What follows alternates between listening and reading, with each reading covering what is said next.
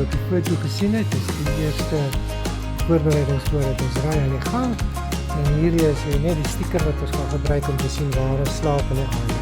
So ons begin hier onder by Nata, gaan op na Kasane toe, Livingston, daardeur en dit is waar ons gaan ry in die eerste week. Ja, so die cruiser is mooi gepak.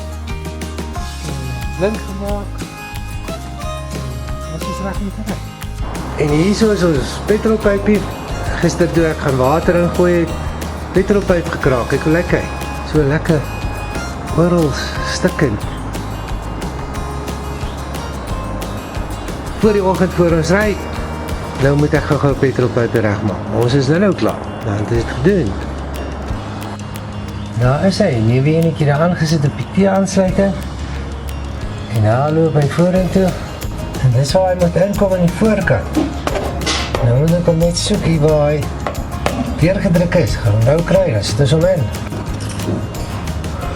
Nou sê, en agtertoe, als reg, so fout die dag voordat ons ry. Geen probleem nie.